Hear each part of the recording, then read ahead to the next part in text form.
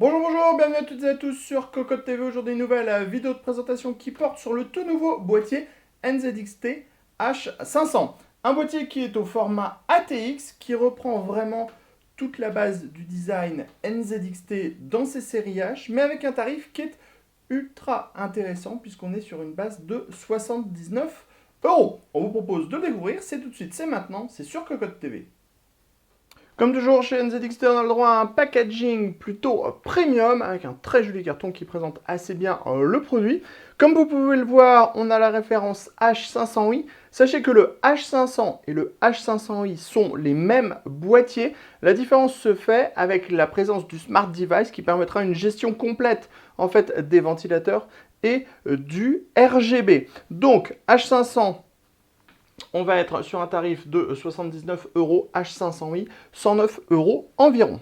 On se lance à la découverte de ce H500, H500i avec les tech specs, 210 mm de largeur, 460 mm de hauteur, 428 mm de profondeur, le tout étant pour un poids de 7,5 kg environ. Alors, au niveau du style, eh bien, on n'a rien à dire ou redire. Encore une fois, on est dans la plus pure tradition NZXT, c'est-à-dire qu'on a une sorte de design unibody qui est très sympathique puisque cette partie blanche est d'un seul tenant. On va avoir un cache alimentation qui est sur l'extérieur plus une platine intérieure. Donc ça, c'est très joli aussi. On a la vitre en verre trempé qui est un peu plus courte que la moyenne, qui est très bien intégrée avec des pourtours qui sont brillants, ce qui vient bien se marier avec le verre trempé qui est lui aussi brillant et ce qui vient contraster avec le blanc qui est lui totalement mat. On commence par découvrir la face avant. Comme on le disait, design hyper lisse, pas d'équipement, juste un logo NZXT ici qui est en blanc brillant et qui vient juste rehausser un petit peu la face avant. Sur le côté droit, on va trouver ce panneau en verre trempé, 4 mm d'épaisseur, pourtour noir laqué et dans le bas cette partie blanche. Chose intéressante, l'ouverture est hyper simple. On a une vis à main ici qui reste en place. On tire le panneau et le panneau est démonté. C'est hyper rapide et très efficace. Vous voyez, pour remettre en place, on pousse en fait et on n'a même pas besoin de remettre la vis à main, c'est déjà fixé. Donc c'est vraiment ça une très bonne chose, c'est très intéressant. Dans le bas, la partie blanche, on y reviendra plus tard quand on fera le tour du boîtier à l'intérieur.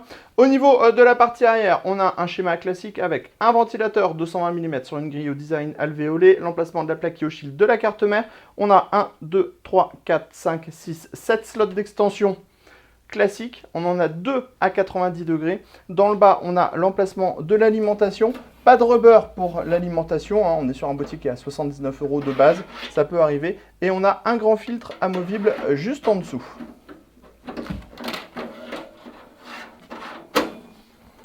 Sur le côté droit, maintenant, on va retrouver un panneau en acier. Panneau en acier qui est bien intégré puisqu'on a des sortes de chanfreins en fait sur les côtés, ce qui fait qu'on a vraiment l'impression qu'il est à l'intérieur de la structure unibody. Sur le côté ici, on remarque une grande grille d'aération. Sachez que cette dernière est filtrée. Si on passe maintenant sur la partie supérieure, on va retrouver ici le panneau de contrôle avec le power on, 2 USB 3.0, les entrées-sorties audio, la diode HDD. Sachez que les ports USB sont en violet, les couleurs de NZXT. Plus en arrière, on va retrouver un ventilateur 220 mm qui est monté sur une grille qui est également compatible 140 mm. Et sachez qu'on a un filtre en mèche plastique en dessous. On passe maintenant sous ce H500, H500i avec ici des vis de fixation qui sont à destination de la cage HDD. On pourra la faire avancer, reculer ou alors la démonter. On a également le filtre à destination de l'alimentation. Enfin, on retrouve 4 pieds avec des gros patins en caoutchouc. On le voit ici, on a une autre ouverture comme sur le côté et c'est intégralement filtré. Donc c'est une très bonne chose. Sans plus attendre, on passe à l'intérieur de ce H500, H500i avec, comme toujours chez NZXT, ce fameux support qui va venir en fait cacher le grand cache qui est à l'arrière. Il est noir, il est blanc, pardon, ça vient contraster avec le noir qui est présent à l'intérieur. Accès backplate, des passages un peu partout, dans le bas, sur le côté, dans le haut, donc pas de problème pour le cable management. et les caches. Donc c'est ce cache principal qui fera office de partie qui va dissimuler les câbles qui sont un peu moins jolis. Ici, le cache alimentation entièrement aéré avec des petits brackets pour des SSD. On en trouve deux ici. Sachez qu'on a également deux emplacements SSD sur le fond du plateau de la carte mère. Dans la partie avant, ici, on va retrouver une grille qui est amovible. On retire les deux vis, on la démonte, qui est compatible 2 x 120 mm ou 2 x 140 mm, avec également une compatibilité pour les radiateurs de water cooling en 280 mm. À l'arrière, on retrouve un ventilateur 220 mm, on l'a déjà dit, 7 slots d'extension classique, 2 slots d'extension à 90 degrés. Dans la partie haute, on retrouve un autre ventilateur 220 mm qui est monté sur un petit filtre en mèche plastique. C'est également compatible 140 mm.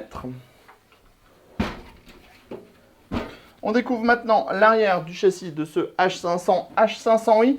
Ici, on va retrouver le dispositif qui est à destination des systèmes RGB et des ventilateurs, donc à savoir le Smart Device qui permettra une gestion complète et totale des ventilateurs. C'est totalement autonome, vous le verrez dans notre article avec une petite vidéo de présentation.